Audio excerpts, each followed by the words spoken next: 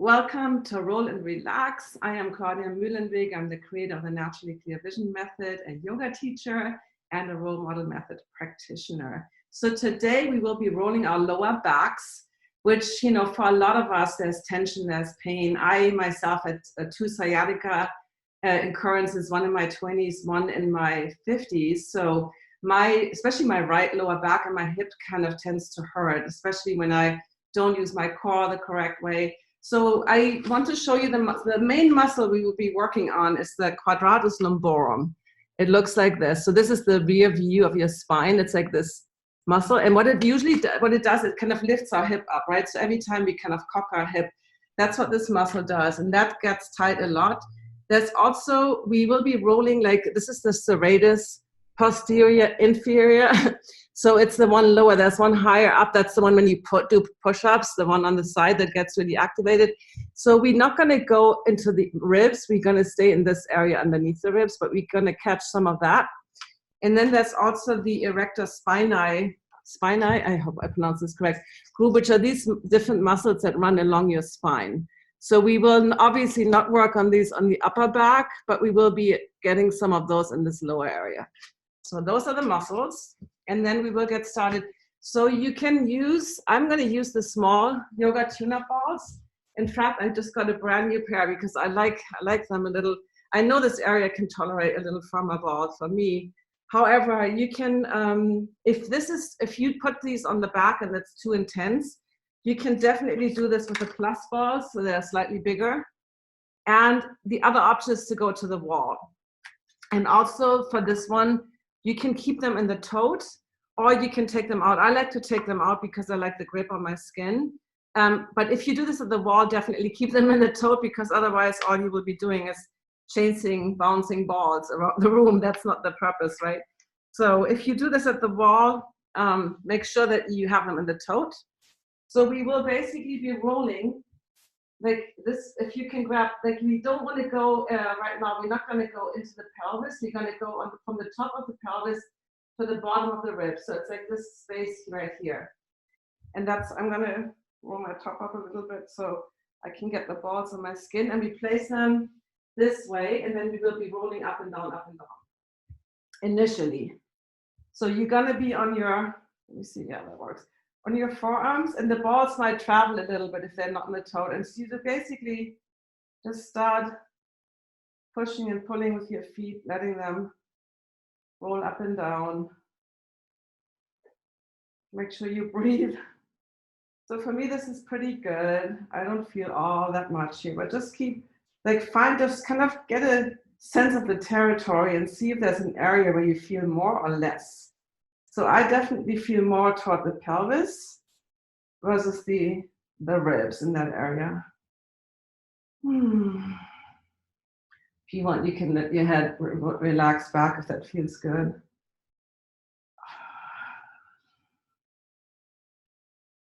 You can also, if you find an area that kind of feels tender, I sometimes just like to lay down and just have the balls just be in that area and just stay there, and maybe do a little bit of a pelvic tuck, pelvic up and down, so you can kind of, as if you arch your back, like think of cat-cows on the back. If you do yoga, that might feel good. And then maybe find another spot and just kind of do a gentle tuck of the pelvis. I also like, it's a little tricky, I like to spin the balls, like wind them up a little bit. So you grab the fascias and then lay back down. It feels so good.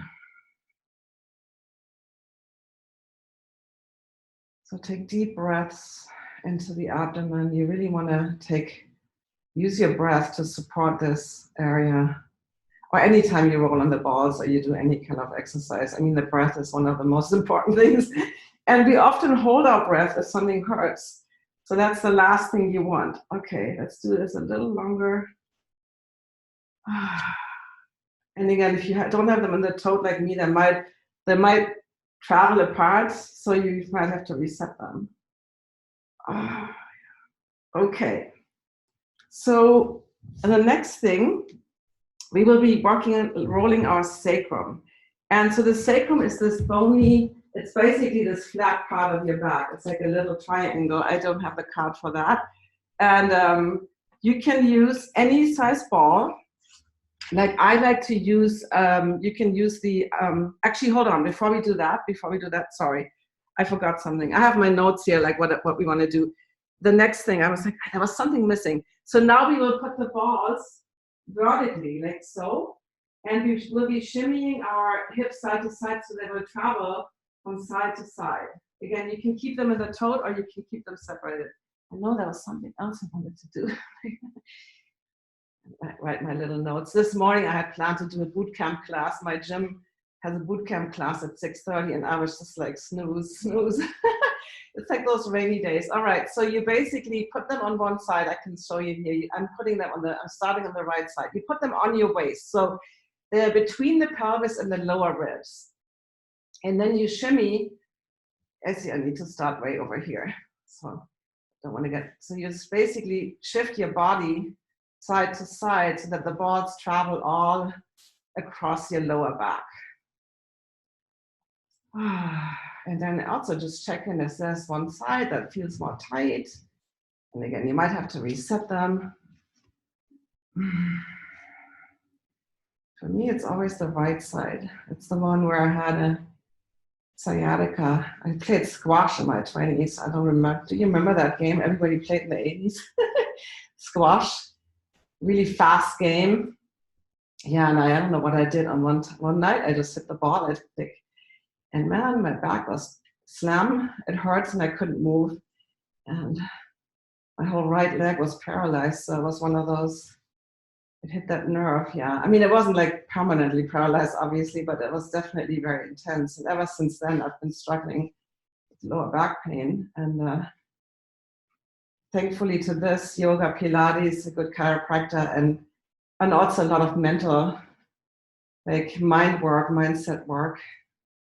If you've ever read the book, if you don't know the book by John Sarno, now I forgot the title, Sarno, S-A-R-N-O, he talks really about how a lot of physical problems, but he talks about lower back pain especially too, is related to anger or anxiety. A lot of the diseases that we have or the pain that we have. And because what I found interesting too, so he talked about how some people have really bad back pain and then the doctors do an MRI and everything is fine. The vertebrae are fine, the discs are fine, no problem whatsoever. And other people have zero pain, but have basically deteriorated discs. Like I have my L between L4 and L5 is basically gone for me. So it's so interesting. Anyway, enough of that. So now we will be moving on to the sacrum. But what I wanted to say with that is that it's the physical body doesn't always match the pain level that we have. And so a lot of the stuff happens here and not just in our body. So it's not always the structural damage that we have that causes problems. So the next one is the one I mentioned. We're going to be doing the sacrum. So that kind of a flat part here. And you can definitely use, if you have an alpha ball or you have a plus ball, if you have a bigger one, you can definitely use that. And you place the ball there. And then you basically move your hips side to side. You can circle, just kind of explore that whole area. There's a ton of little muscles in that area, piriformis and gluteus medius and a whole bunch.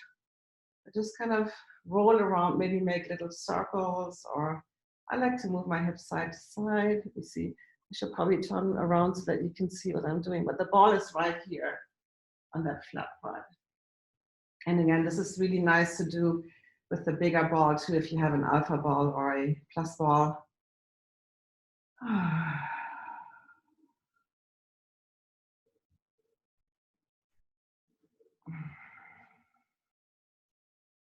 Yeah, you don't really see that much here because you can't, there's the ball. So this is not a big movement. You're just kind of circling that area. Exploring, sort of like those cards that I was showing you. It's kind of from the company called the Trail Guide to the Body. And I really like thinking of my body as like an ecosystem or map, like a landscape. I'm like, okay, where's that thing? What's going on over there?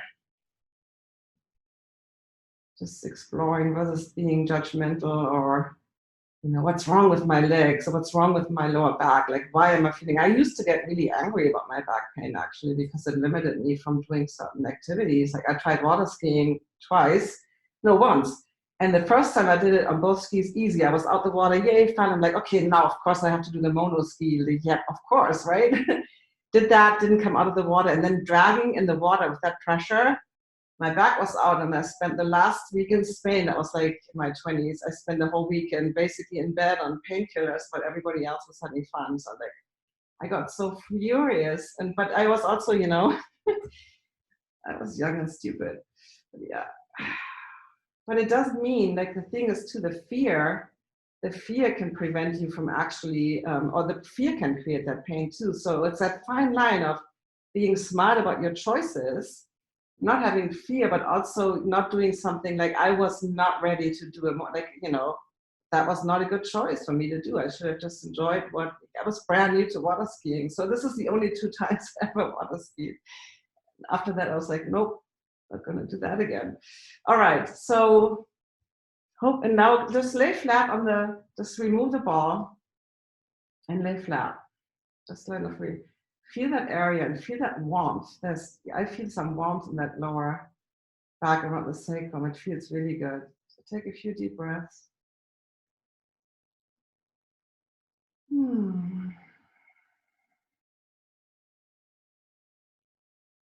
All right. Now, this is like the one that's always, this is one of my favorites, the one that we're doing now. So there's several options. So for the quadratus lumborum, I was talking about this muscle, right? It's this big muscle here. Every time you hike your hips or you walk, if you walk like Donald Duck, it's this muscle that lifts your hip up.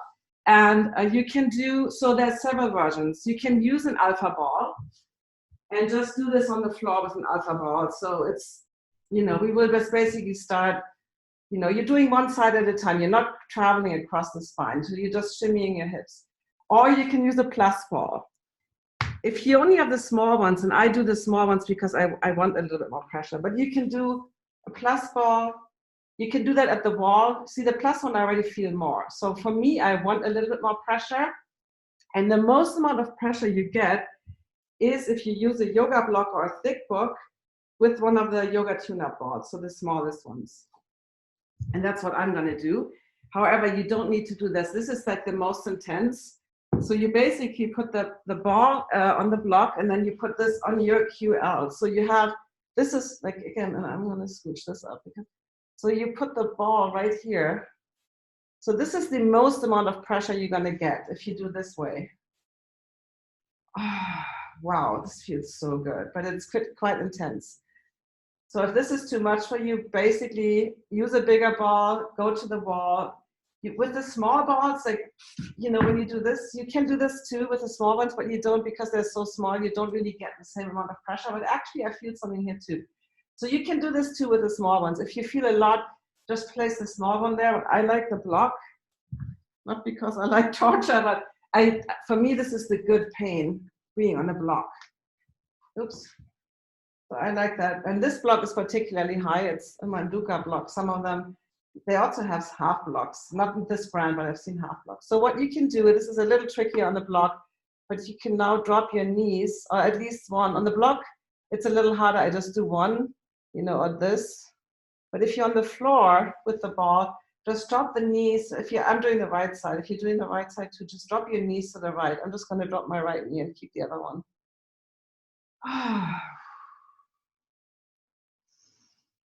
Deep breath. So this is the side that's, for me, that's always the one that's where I feel some pain. So, you can also just rock a little. Like if you're on the block, it feels really good to rock a little bit side to side. So this muscle is long. You can find, so, it's pretty long between the lower ribs and the hips. So you can kind of find the spot. I'm right above the pelvis right now, but you can also come up a little higher. So find an area on that muscle where you feel some pressure. I remember one of my yoga class, one of my students like, I don't feel anything. I'm like, well, move it up and down, uptown, downtown. I'm like, no, I still don't feel anything. I'm like, congratulations. This is always so nice to not feel something. And if you feel nothing, then maybe start exploring the other side. For me, the right side is the one that's more intense. So I just like to shimmy a little bit, like rock a little bit side to side. And then you can also put your feet flat on the floor and just do a little bit of this. So the ball travels from just basically cross-fibering the quadratus lumborum. Oops, and now I fell off my block. So to reset that. So you're moving it side to side, from the hip toward the spine. All right. And I like to just press it, like really use my body weight to press into a spot that feels tender. And another thing you can do to add more is now to stretch. So to stretch that muscle, so you're really reaching your arm back. Oops, I have all this stuff. So you want to create a lot of length, like really maybe even bending to the other side, like really create a lot of length, flex your foot, get really long, and then you feel that muscle stretching, and then you're pressing in at the same time. Ooh.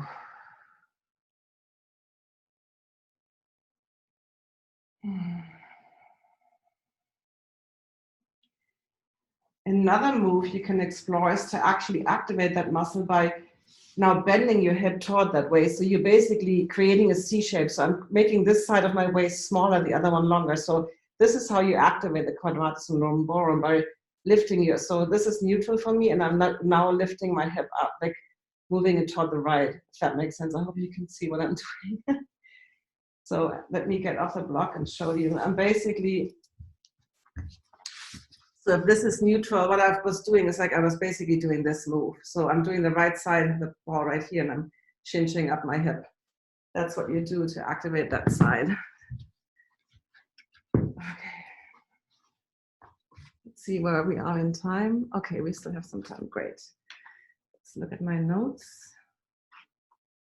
Okay, perfect.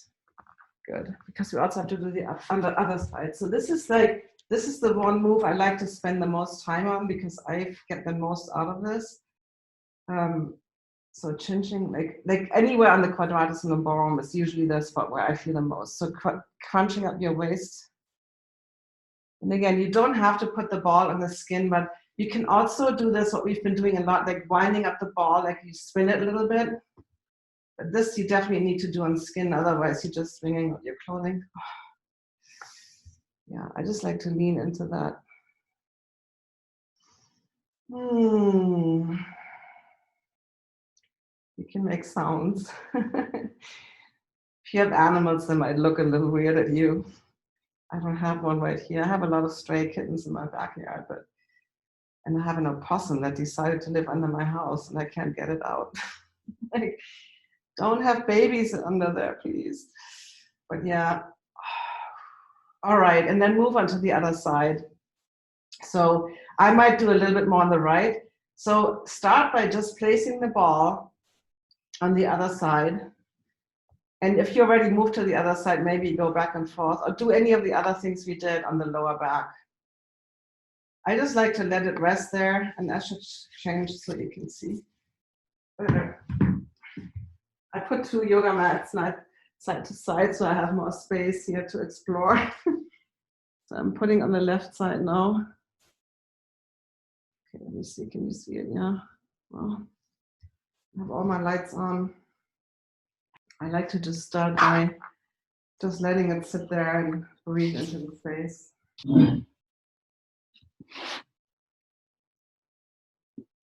Please unmute yourself, whoever has microphone just went on.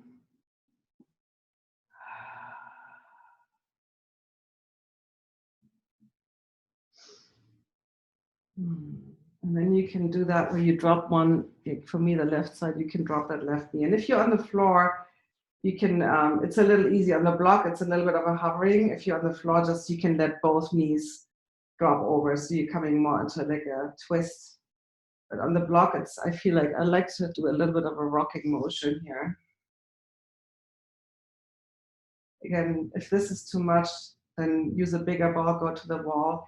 Also, if you go to the wall, make sure that you have your barefoot, especially if you're on a hardwood floor or linoleum, or laminate, the last thing you want is slip away because you wear socks and then you fall on your back or your sacrum and you will be in worse shape than before. So you don't want that. Yeah. When you're at the wall, the further you step away from the wall, the more intense. And then maybe shimmy a little hips side to side. This is really nice to do with the alpha ball too. The alpha ball has about the pressure of a fist. It's like, where is it? This one is like the pressure of a fist versus this little one is more as if you're pressing your thumb into the spot. So it's obviously more intense. And with the block, it's the most intense you can do this.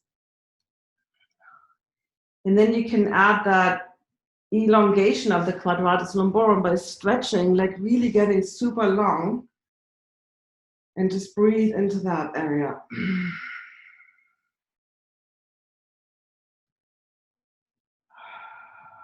I like to even flex my foot and really get as long as you can, maybe even bend a little bit toward the other side so that you're really stretching this muscle as long as it can.